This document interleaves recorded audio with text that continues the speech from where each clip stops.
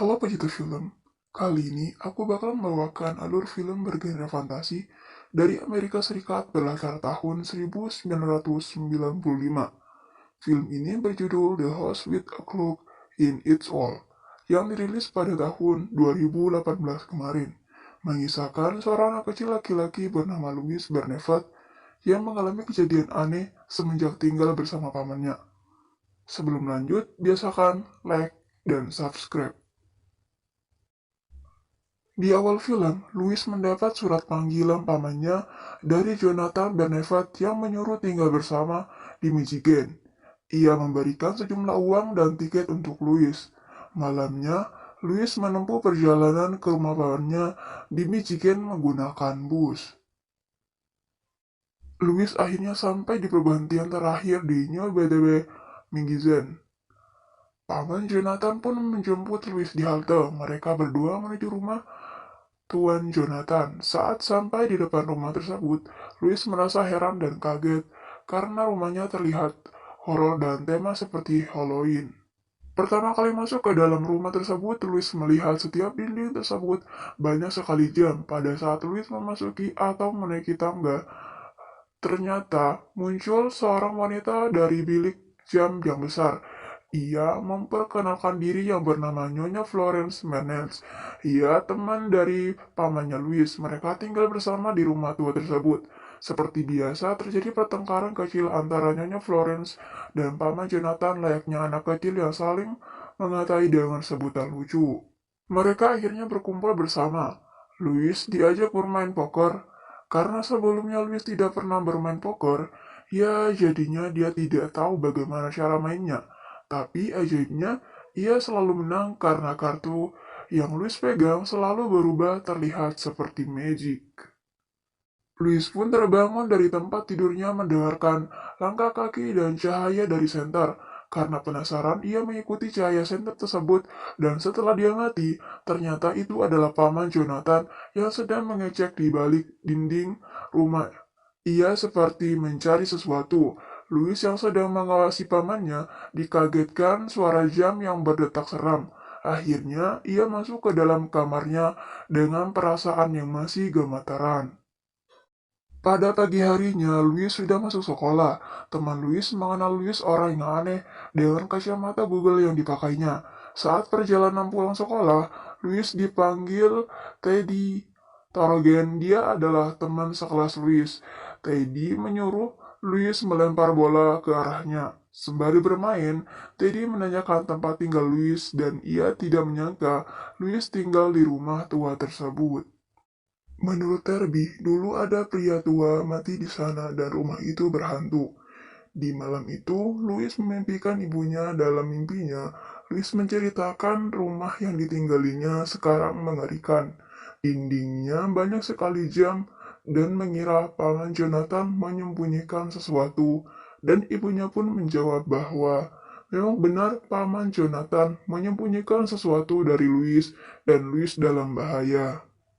Jadi, Ibu Louis memberi pesan kepada Louis bahwa Louis harus menjadi orang pemberani. Louis akhirnya terbangun saat mendengar detak jam.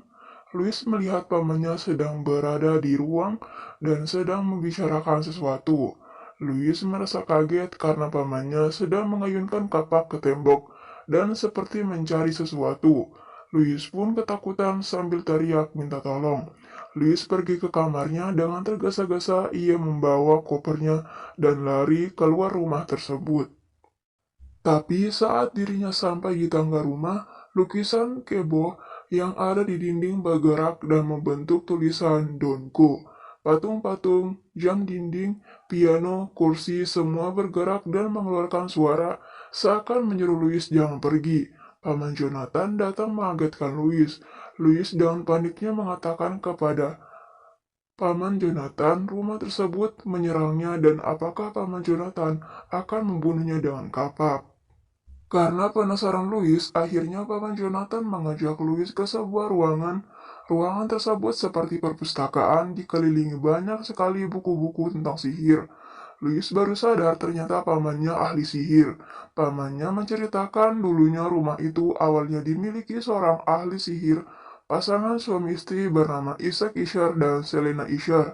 Sebelum meninggal, pasangan tersebut membangun jam ajaib yang tersembunyi dalam dinding dan berdetak abadi. Suara detak jam tersebut amat mengganggu pikiran Paman Jonathan, sehingga Paman Jonathan meredam suara detak jam tersebut dengan memasang jam lain di setiap dinding rumah tersebut.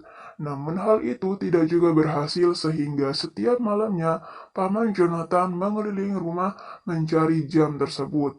Saat tahu pamannya adalah penyihir, Louis memaksa dirinya untuk mengajari tentang sihir. Louis mempelajari buku mantra dari beberapa buku sihir. Dalam rumah tersebut ada lemari kuno yang berisi jimat kutukan, tangkisan, dan mantra. Paman Jonathan berkata kepada Louis agar jangan tidak membuka lemari tersebut untuk selamanya.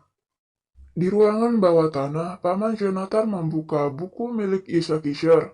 Buku tersebut berisi tentang berita tentang Isaac Isher. Ternyata, seorang ahli sihir hitam, ingatan dirinya kembali saat dirinya dan Nyonya Florence menemui Ishak, tapi keadaan Ishak saat itu sedang sekarat. Saat menjelang ajalnya, Ishak berbicara tentang jam ajaib yang ia buat. Louis pun rajin belajar sihir di rumah. Saat ia membacakan, Paman Jonathan menemukan petunjuk di mana jam tersebut bersembunyi. Saat menemukan petunjuk, dirinya langsung pergi ke sebuah ruangan dan mengecek setiap benda. Saat melihat foto Isaac Isher bersama istrinya di sebuah tinggi, ia menemukan sesuatu yang mungkin itu kuncinya. Dan ya, ternyata itu benar. Paman Jonathan menggerakkan tangan yang ada pada sebuah patung, dan pintu rahasia pun terbuka. Paman Jonathan segera masuk ke dalam pintu tersebut. Di sana ia menemukan pola-pola yang berhubungan dengan jam ajaib. Louis dan Terby sudah ada di rumah tua Tuan Jonathan. Louis menunjukkan beberapa buku sihir, tapi Terby justru lebih tertarik pada lemari kuno yang tidak boleh siapapun membukanya. Karena penasaran, Terby mendekati lemari tersebut. Louis menyuruhnya jangan membukanya. Terby tetap saja mencari kunci lemari tersebut dan akhirnya menemukan pada laci lemari. Louis sangat ketakutan karena Paman Jonathan sangat melarang membuka lemari tersebut. Saat lemari dibuka, Terby menemukan mantra buku sihir misterius. Louis merobot buku tersebut dan meletakkan kembali ke dalam lemari. Jonathan datang membawa gambar pola-pola yang ia temukan tadi dan segera memeriksanya dengan Nyonya Florence. Pola-pola tersebut menggunakan lambang-lambang Yunani dan menyimpan arti yang sulit dipecahkan serta misterius. Louis kembali memimpikan ibunya. Dalam mimpinya, ia menanyakan bagaimana pertemanan dengan Terby. Louis menemui Terby dan bertanya apakah kamu mau melihat sihir yang sesungguhnya. Terby pun mengiyakan. Louis mengatakan bisa membangkitkan orang yang mati dan Terby tidak akan percaya. Akhirnya Terby menyetujui ikut dengan Louis.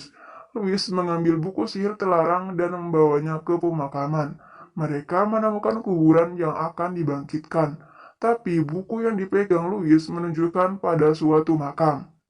Louis mulai membaca mantranya, kuburan tersebut mulai terbuka. Terby lari dan disusul oleh Louis. Saat pagi, ia terbangun dan tidak bisa menggunakan mantranya lagi. Ruangan yang dipenuhi patung bersorak gembira dan mengatakan bahwa dia telah bangkit dan telah pulang ke rumah. Paman Jonathan pun curiga dan menuju ke pemakaman dan melihat makam yang terbuka adalah makam orang tersebut. Ya, makam itu adalah makam Isaac Isher. Paman Jonathan dan Nyonya Florence memasang kapal kuda di sepanjang pintu masuk. Saat melalui tangga, Paman Jonathan melihat lukisan dinding menggambarkan ada 3 orang yang akan meninggal. Sontak saja hal tersebut membuatnya kaget. Louis menemui pamannya dan menanyakan kapal kuda yang dipasangnya. Akhirnya Nyonya Florence mengatakan bahwa hal itu menjaga agar Isaac Isher, penyihir jahat, tidak bisa masuk. Nyonya Florence mengatakan Isaac Isher dan pamannya dulu bersahabat baik dan selalu tampil di panggung yang sama, dan kemudian Ishak pergi berperang ke Jerman. Berbulan-bulan pun berlalu, akhirnya Ishak pulang, tapi ia bukan seperti Ishak dulu Jonathan kenal. Ia menjadi pemarah dan menjadi ahli sihir yang jauh lebih kuat dari ahli sihir yang pernah ada. Nyonya Flores bercerita pada saat itu Ishak bertemu ahli sihir kegelapan di hutan tersebut. Ahli sihir itu memberikan buku mengerikan dan terlarang. Suatu waktu, Ishak bertemu penyihir bernama Selena. Selena penyihir kejam dan pendengki. Ishak pun menikahi Selena. Ishak melakukan ritual berdarah yang membunuhnya. Ritual tersebut dilakukan untuk membuat kunci jam, dan tentunya bukan jam sembarangan. Kunci tersebut terbuat dari tulang manusia, dan ternyata Ishak menggunakan tulang istrinya untuk menggunakan kunci tersebut. Sepulang sekolah, Louis memasuki rumah tua untuk bertemu pamannya. Tapi paman Jonathan tidak ada di sana.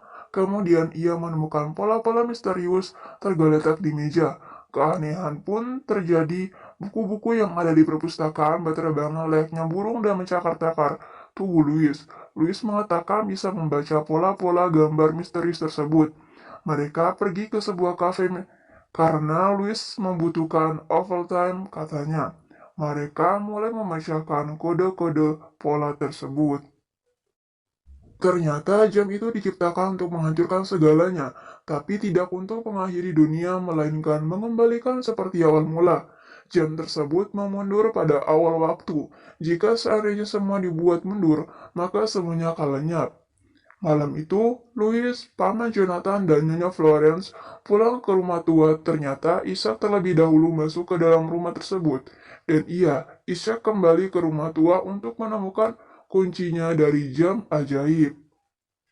Paman Jonathan dan Nyonya Florence berusaha memusnahkan kunci tersebut. Saat mereka sibuk dengan semua itu, akhirnya Louis mengakui kesalahan bahwa dirinya lah yang membangkitkan Ishak. Paman Jonathan marah besar dan menyuruh Louis pergi dari rumah tersebut. Nyonya Florence berusaha membujuk Paman Jonathan agar Louis tetap tinggal bersama mereka. Anjing nona angkat tetangga Paman Jonathan terus menggonggong. Louis pun melihat dari jendela rumah tua, ternyata ada Ishak di jendela kamar atas Nyonya Angket. Refleks, Louis berlari menuju rumah nona Angket dan menyuruhnya segera keluar dan membawanya ke rumah tua. Louis segera memanggil pamannya dan Nyonya Florence. Saat mereka akan keluar, mereka malah terkunci di sebuah ruangan. Ishak berusaha masuk ke dalam rumah tua. Nyonya Angket justru membuka pintu tersebut. Memang benar, itu adalah isak-isak yang sangat menakutkan. Louis menyuruh menjauh dari Nyonya Angket dan apa yang terjadi sungguh sangat mengejutkan. Ishak malah mencium Nyonya Angket dan berkata mengapa ia harus menjauh dari istrinya. Selama ini Nyonya Angket adalah Selena, istri dari Ishak Ishar. Louis amat sangat ketakutan karena setahu dirinya Selena Ishar sudah mati, tapi kenyataannya dirinya masih hidup. Ia kabur saat ritual darah itu dan siapa sangka kunci yang terbuat dari tulang Nyonya Angket yang asli. Louis semakin kaget karena Ishak Ishar bisa menyamar yang ia mau. Ia memperlihatkan di hadapan Louis, Selena mengubah dirinya menjadi ibunya Louis dan ingat di mana kejadian di malam ibunya Louis menyuruh Louis untuk mengambil buku itu dan mengajak Terby ke pemakaman. Iya, itu adalah Selena Ishar yang menyamar menjadi sosok ibu Louis. Ishak membawa Louis ke ruangan rahasia di mana jam ajaib itu dibuat. Mereka mengancam Louis untuk mengatakan di mana kunci tersebut. Paman Jonathan dan Nyonya Florence pun menemukan karena sihir Ishak Ishar lebih kuat, ia menyekap Jonathan dan Florence dengan mengikatnya. Louis dimasukkan ke jeruji besi dengan kandungan di atas dengan banyak pedang di bawahnya. Ishak memaksa mengambil kunci tersebut dengan kekuatan sihir Nyonya Florence dan Jonathan. Mereka lepas dari sihir Ishak. Mereka mulai melawan Ishak dan Selena, namun kunci itu dapat dibawa Ishak dan kabur. Mereka pun mencari Ishak dan Selena. Saat keluar dari ruangan tadi, di depan banyak patung-patung menghadang mereka bertiga. Mereka dikeluarkan dari rumah tersebut. Mereka bertiga sedang berada di rumah asli Nyonya Florence. Rumahnya memang tidak jauh dari rumah tua. Mereka merencanakan agar kunci itu bisa direbut kembali. Louis dengan gaya sihirnya dan bertanya pada bola 8 ajaibnya. Bola itu memberitahukan di mana letak kunci itu berada sekarang. Mereka kembali ke rumah tua tersebut.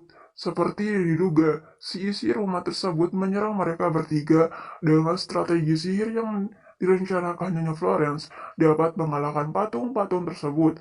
Louis dan Paman Jonathan segera pergi ke tempat yang ditunjukkan oleh bola 8. Selena dan Ishak sedang berada di sana yang akan melakukan ritual. Paman Jonathan segera mencegahnya, namun sihirnya tidak bisa menembus mereka.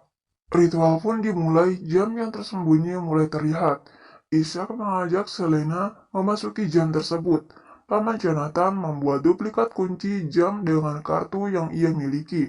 Namun dirinya gagal dan malah dirinya berubah menjadi bayi.